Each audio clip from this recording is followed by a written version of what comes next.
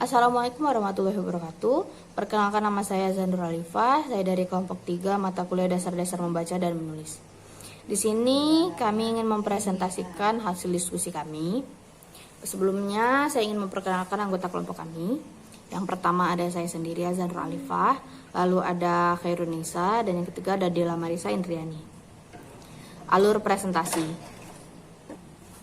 Yang pertama ada materi keterbacaan, menjelaskan mengenai pengertian keterbacaan menurut para ahli dan lain sebagainya.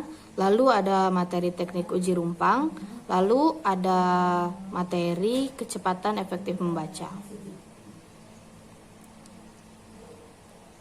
Materi pertama adalah keterbacaan, meliputi hakikat keterbacaan, di mana berisi pengertian dan prinsip keterbacaan. Lalu ada formula keterbacaan, yang mana berisi grafik Frey dan grafik Rager. Lalu yang C ada aplikasi keterbacaan dalam pembelajaran membaca, meliputi keterbatasan formula keterbacaan, kaitan keterbacaan dengan bahan ajar, mengubah tingkat keterbacaan wacana. A. Hakikat keterbacaan. Pengertian. Keterbacaan merupakan istilah dalam bidang pengajaran membaca yang memperhatikan tingkat kesulitan materi yang sepantasnya dibaca seseorang. Menurut Harja Sujana, keterbacaan merupakan ukuran tentang sesuai tidaknya suatu bacaan bagi pembaca tertentu, dilihat dari segi tingkat kesukaran atau kemudahan teksnya. Keterbacaan merupakan alih bahasa dari readability. Bentuk readability merupakan kata turunan yang dibentuk oleh bentuk dasar readable. Artinya dapat dibaca atau terbaca. Konfiks suku kata ke dan an pada bentuk keterbacaan mengandung arti hal yang berkenaan dengan apa yang disebut dalam bentuk dasarnya. Oleh karena itu, kita dapat mendefinisikan keterbacaan sebagai hal atau ihwal terbaca tidaknya suatu bahan bacaan tertentu oleh pembacanya. Jadi, keterbacaan ini mempersoalkan tingkat kesulitan atau tingkat kemudahan suatu bahan bacaan dibagi peringkat pembaca tertentu. Lalu ada prinsip keterbacaan. Para ahli telah menawarkan berbagai cara atau rumus untuk mengukur keterbacaan, misalnya dengan rumus Page, Smoke, dan Test Close. Faktor yang dipertimbangkan dalam mengukur keterbacaan antara lain struktur bahasa yang mana meliputi kata, frasa, klausa, kalimat, dan wacana, jenis isi bacaan, tipografi, dan minat pembaca. Faktor-faktor yang mempengaruhi keterbacaan masih selalu menjadi objek penelitian para ahli. Seperti dikatakan oleh Claire, bahwa pada tahun 1949, Lurch pernah menceritakan tentang upaya Talmudis pada tahun 1900 berkenaan tentang keterbacaan wacana. Gray dan Leary mengidentifikasi adanya 289 faktor yang mempengaruhi keterbacaan. 20 faktor diantaranya dinyatakan signifikan. Lalu ada B, formula keterbacaan. Formula keterbacaan yang lazim digunakan untuk mengukur bahan bacaan di kelas-kelas rendah adalah formula keterbacaan dari Page yang dibuat pada tahun 1933. Sedangkan yang sering digunakan di kelas 4-16 adalah rumus yang dibuat Dell dan Carl yang diperkenalkan pada tahun 1947. Formula keterbacaan terbagi menjadi dua bagian. Yang pertama ada grafik Frey. Formula keterbacaan dari Edward Frey yang kemudian dikenal dengan sebutan Frey grafik merupakan formula yang dianggap relatif baru dan dimulai dipublikasikan pada tahun 1977. Grafik ini merupakan hasil upaya untuk menyederhanakan dan mengefisiensikan teknik penentuan tingkat keterbacaan wacana. Faktor panjang pendeknya kalimat dan kata-kata sulit masih digunakan, tetapi kesukaran kata diperkirakan dengan cara melihat jumlah suku katanya.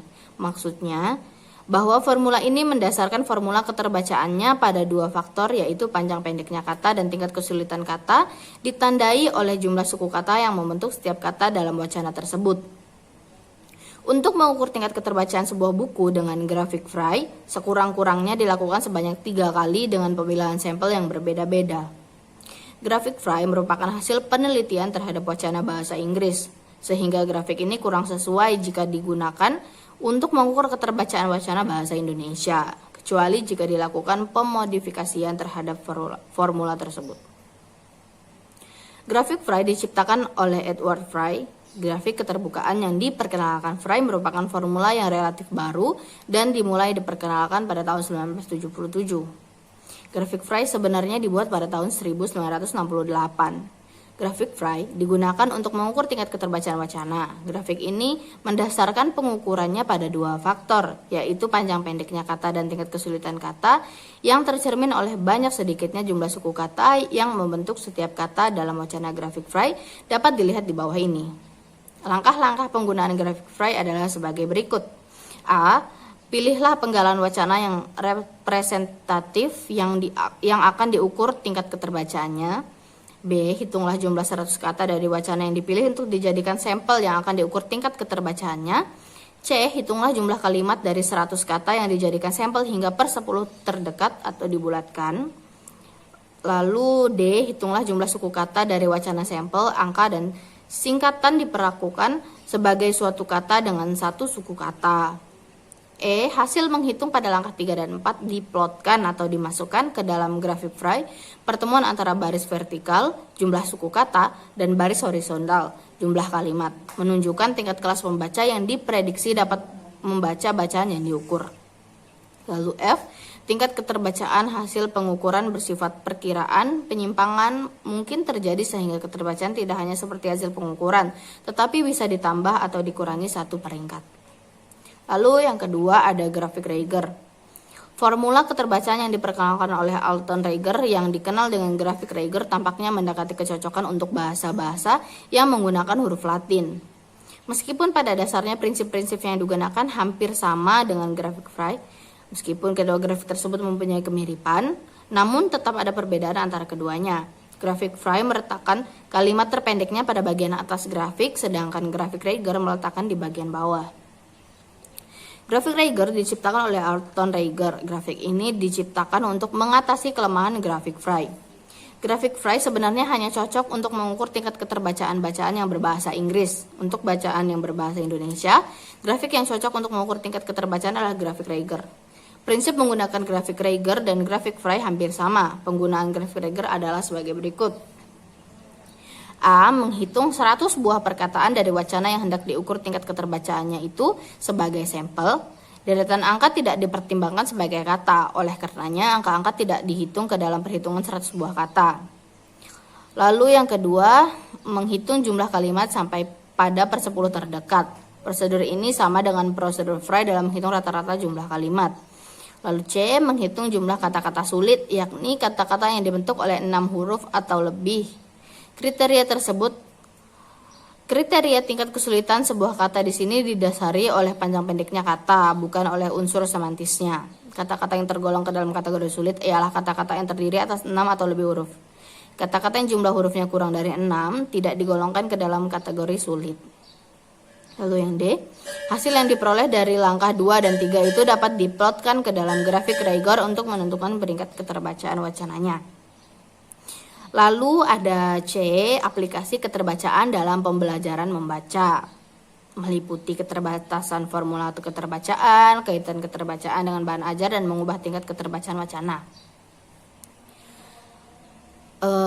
Bagian pertama yaitu keterbatasan formula keterbacaan. Pertimbangan panjang pendek kata dan tingkat kesulitan kata dalam pemakaiannya. Formula keterbacaan semata-mata hanya didasarkan pada pertimbangan struktur yang secara visual dapat dilihat, sedangkan konsep yang terkandung dalam bacaan sebagai struktur dari bacaan tersebut tampaknya tidak diperhatikan. Dengan kata lain, rumusan formula-formula keterbacaan yang sering digunakan untuk mengukur tingkat keterbacaan itu tidak memperhatikan unsur semantis. Keterbatasan lain dari formula-formula keterbacaan adalah pada pengguna slang, santin, makna, ganda, atau minat pembaca. Formula keterbacaan yang tidak bisa digunakan untuk bacaan fiksi atau karya sastra, khususnya pada karya sastra yang berupa puisi. Puisi memiliki bentuk yang khas dengan struktur kalimat yang jauh berbeda dari struktur kalimat pada karya non-fiksi. Lalu ada kaitan keterbacaan dengan bahan ajar. Salah satu penggunaan rumus keterbacaan dapat dilihat pada upaya guru dalam memperkirakan tingkat kesulitan wacana. Perkiraan-perkiraan tentang tingkat kemampuan membaca berguna terutama bagi guru untuk memiliki perhatian terhadap metode pemberian tugas membaca atau bagi pemilihan buku-buku teks atau bahan bacaan lainnya. Sehubungan dengan hal ini, penyediaan saran baca yang berupa koleksi-koleksi bacaan atau buku-buku teks, majalah-majalah, clipping-clipping, surat kabar, dan lain sebagainya perlu dimiliki bukan saja oleh pihak sekolah, melainkan oleh setiap kelas. Dengan demikian, setiap sekolah di samping harus memiliki perpustakaan sekolah, juga harus memiliki perpustakaan-perpustakaan kelas yang terletak di setiap sudut masing-masing kelas. Koleksi-koleksi bacaan pada perpustakaan kelas hendaknya memang layak untuk peringkat mereka. Pertimbangan tingkat kelayakan dimaksud tidak saja didasarkan atas pertimbangan berbagai nilai, seperti nilai isi, manfaat, pendidikan, moral, estetika, etika, dan lain-lain, melainkan juga harus dipertimbangkan tingkat kesulitan dari masing-masing materi cetak dimaksud. Bahan-bahan bacaan tersebut hendaknya memenuhi tingkat keterbacaan sesuai dengan tuntutan dan karakteristik pembacanya. Lalu yang terakhir ada mengubah tingkat keterbacaan wacana. Penggunaan rumus-rumus keterbacaan sangat penting bagi guru untuk mempersiapkan atau mengubah tingkat keterbacaan materi bacaan yang hendak diajarkannya. Meskipun bahan tingkat keterbacaan materi bacaan yang hendak diajarkannya sudah tersedia banyak di luar, namun bahan bacaan untuk setiap guru untuk dapat berperan dan bertindak sebagai penulis tampak semakin jelas pada saat mereka dihadapkan pada pekerjaan-pekerjaan berikut, misalnya mempersiapkan tes, membuat rencana pengajaran, menyusun program pengajaran, membuat surat kepada orang tua siswa, atau kegiatan tulis-menulis lainnya. Keterampilan mengubah keterbacaan wacana perlu dimiliki setiap guru. Pengubahan keterbacaan itu sendiri dapat dilakukan dengan jalan meninggikan taraf kesulitan wacana atau mungkin sebaliknya, menurunkan tingkat kesulitan wacana tersebut. Kegiatan ini perlu dilakukan oleh guru jika guru memandang para siswanya wajib mengetahui isi konten atau isi materi dari wacana itu dan tidak menemukan sumber bacaan lain yang tingkat keterbacaan wacananya cocok untuk peringkat siswanya. Formula keterbacaan yang sekarang digunakan mendasarkan formulanya pada dua hal, yaitu panjang pendeknya kalimat dan tingkat kesulitan kata. Pertimbangan akan dua hal tersebut dalam pemakaiannya semata-mata hanya didasarkan pada pertimbangan struktur permukaan teks. Dengan kata lain, bahwa formula keterbacaan yang sering digunakan untuk mengukur tingkat keterbacaan kurang memperhatikan unsur semantis. Assalamualaikum warahmatullahi wabarakatuh. Hai semuanya, perkenalkan namaku Della Marisa Indriani. Nah, hari ini aku akan melanjutkan presentasi yang tadi disampaikan oleh teman saya sebelumnya. Nah, hari ini aku akan membahas mengenai teknik uji rumpang. Yang pertama itu hakikatnya, seperti pengertian dan fungsi, kemudian manfaat teknik uji rumpang, dan yang terakhir ada keunggulan dan kekurangan teknik uji rumpang. Selanjutnya, yang pertama adalah hakikat teknik uji rumpang. Nah, teknik uji rumpang atau teknik isian rumpang itu pertama kali dikenalkan oleh Wilson Taylor pada tahun 1953 dengan nama awalnya itu closed procedure. Nah, teknik ini itu menggunakan sebuah konsep ilmu jiwa Gestalt yang dikenal dengan istilah closure. Konsep ini menjelaskan tentang kecenderungan manusia untuk menyempurnakan suatu pola yang tidak lengkap secara mental menjadi suatu kesatuan yang utuh. Kecenderungan untuk mengisi atau melengkapi sesuatu yang sesungguhnya ada, namun tampak dalam keadaan yang tidak utuh. Melihat bagian-bagian sebagai suatu keseluruhan. Melalui prosedur ini, pembaca tuh diminta untuk dapat memahami wacana yang tidak lengkap, karena ada beberapa bagian wacana yang dengan sengaja dilesapkan atau dihilangkan dengan pemahaman yang sempurna. Nah, hal ini itu adalah pendapat dari Hadja Sujana pada tahun 1996. Selanjutnya, fungsi teknik uji rumpang. Nah, menurut Hadja Sujana Muyati, ada dua fungsi. Yang pertama yaitu teknik uji rumpang sebagai alat ukur fungsi. Nah, ini tuh untuk meningkatkan keterbacaan wacana, mengukur tingkat keterbacaan wacana. Suatu wacana dapat ditentukan tingkat kesukaran dan dapat diketahui kelayakan pemakainya oleh siswa tertentu setelah mulai pengukuran dengan prosedur ini. Alat ukur teknik uji rumpang berupa wacana yang telah dirumpangkan atau telah dihilangkan. Nah, yang kedua, teknik uji rumpang sebagai alat ajar. Nah, itu sebagai alat pembelajaran membaca. Dalam fungsinya sebagai alat ajar, penggunaan ini dapat digunakan untuk melatih kemampuan dan keterampilan membaca. Selanjutnya, Manfaat teknik uji rumpang. Jadi ada 3. Yang pertama yaitu menguji tingkat kesukaran dan kemudahan bahan bacaan. Yang kedua, mengklasifikasikan tingkat bacaan siswa atau pembaca. Yang ketiga, mengetahui kelayakan wacana sesuai dengan kegiatan belajar.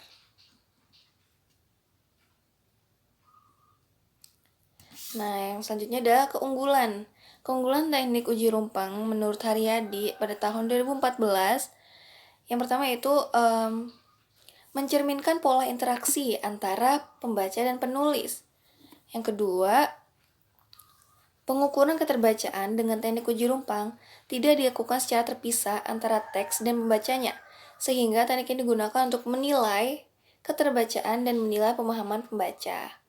Yang ketiga, teknik uji rumpang itu bersifat fleksibel, sehingga dalam waktu yang relatif singkat itu dapat mendapatkan informasi mengenai bahan bacaan tersebut. Yang keempat yaitu teknik isian rumpang dapat menjangkau sejumlah besar individu pada saat yang sama. Yang keenam, teknik ini merupakan alat yang ideal yang digunakan oleh guru untuk mendorong siswanya tanggap terhadap bahan bacaan. Ketujuh, teknik rumpang ini dapat digunakan sebagai latihan dan ukuran praktis akan pengetahuan dan pemahaman pembaca atau tata bahasa pembaca atau siswa. Yang selanjutnya adalah kelemahan atau kekurangan dari teknik uji rumpang. Nah, menurut ahli Schlesinger pada tahun 1968 meragukan kevaliditasan penggunaan teknik uji rumpang. Nah, menurutnya itu ketepatan seseorang dalam pengisian bagian-bagian dihilangkan belum tentu berdasarkan atas pemahamannya terhadap wacana, melainkan berdasarkan atas pola-pola ungkapan yang telah dikenalnya. Nah, selain itu ada satu juga yang merupakan kelemahan dari teknik uji rumpang, yaitu teknik ini itu hanya cocok digunakan untuk kepentingan membaca dalam hati gitu, atau membaca pemahaman. Makanya untuk membaca nyaring atau seperti pelafalan intonasi, penggunaan tanda baca itu tidak bisa dideteksi menggunakan teknik ini. Sekian dari saya, kurang lebih mohon maaf. Terima kasih. Halo semuanya, saya Khairunisa dengan nomor induk mahasiswa 21014211024 akan memaparkan materi hasil kerja kelompok 3 mengenai kecepatan efektif membaca atau KEM. Sebelumnya mari kita mengetahui pengertian dari kecepatan efektif membaca.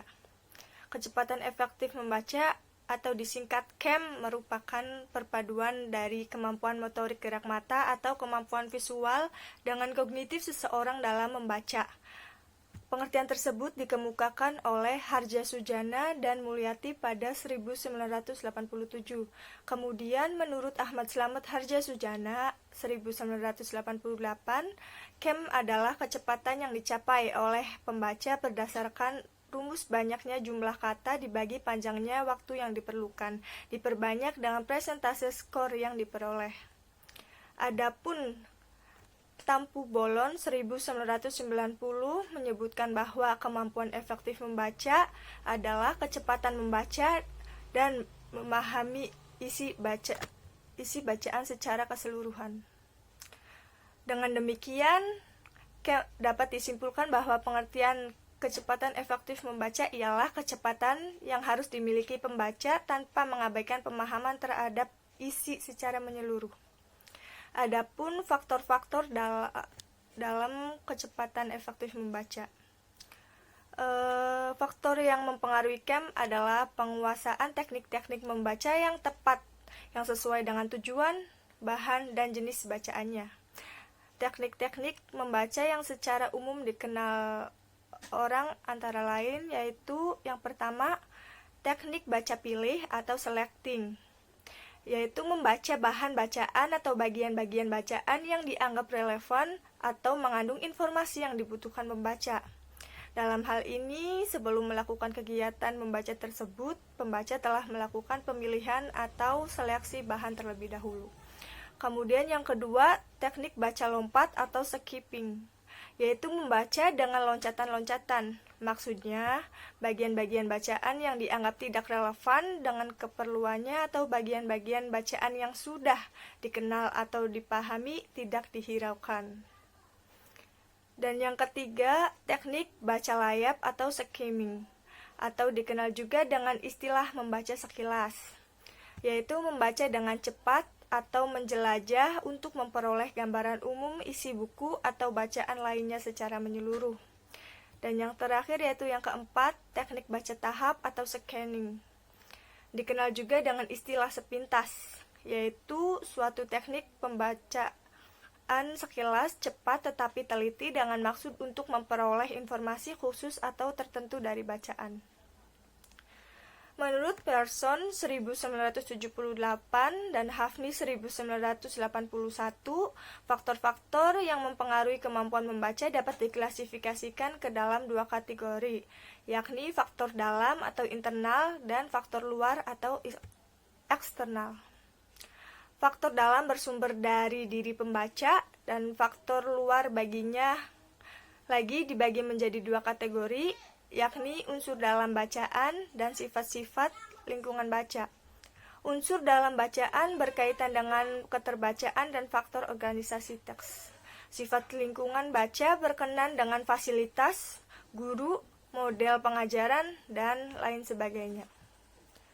Menurut Ahmad Slamet dan Tampu Bolon dalam buku Membaca karangan Haras, yang pertama, pada tahun 1997 disebutkan bahwa untuk menentukan kecepatan efektif membaca seseorang ada dua prosedur yang dilalui, yakni pengukuran kecepatan membaca dan pemahaman isi. Kemudian selanjutnya yaitu ada mengukur kecepatan membaca efektif. Begitupun ada cara-caranya, yaitu yang pertama, pengukuran kecepatan membaca atau KM. Dengan cara menghitung jumlah kata yang terbaca setiap menit.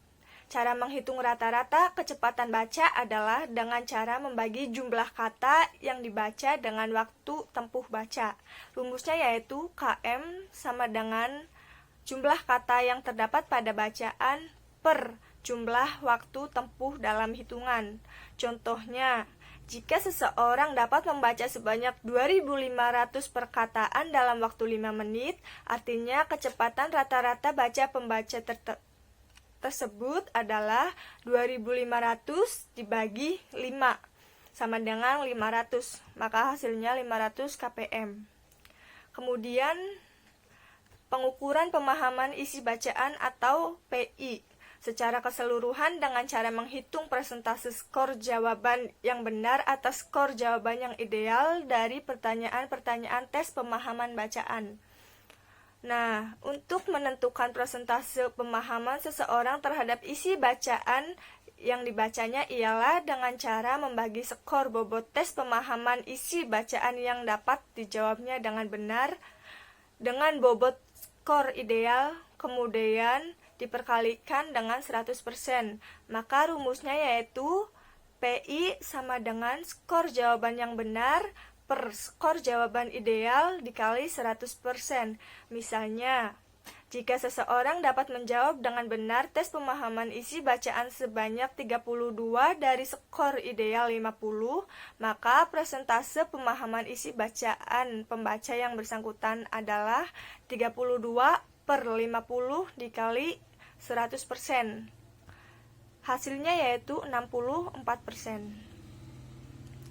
Nah, dari hasil perhitungan rata-rata kecepatan baca diperoleh data 500 kpm. Dari hasil perhitungan persentase pemahaman isi bacaan diperoleh data 64%. Maka perhitungan KM-nya adalah 320 kpm. Dari mana hasil tersebut? Yaitu dari 500 dikali 64%. Angka terakhir 320 km tadi merupakan kecepatan efektif membaca yang sudah menyatakan pengukuran dua unsur penyokong kegiatan baca, yakni kemampuan gerak mata dalam melihat lambang-lambang cetak dan kemampuan memahami isi bacaan. Sementara angka 500 kpm itu merupakan kemampuan kecepatan rata-rata baca yang belum menyertakan unsur pemahaman isi bacaan. Selanjutnya ada rincian rata-rata kecepatan baca yang disesuaikan dengan keperluan baca. Yang pertama ada kecepatan 100 kpm atau lebih. Kecepatan tersebut dibilang sangat tinggi, biasa digunakan pada saat membaca skimming atau scanning.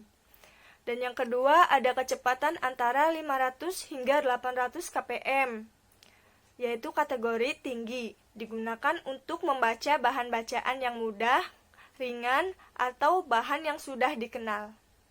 Yang ketiga ada kecepatan antara 350 hingga 500 kpm, kategori cepat, digunakan untuk membaca bacaan yang tergolong ringan atau mudah.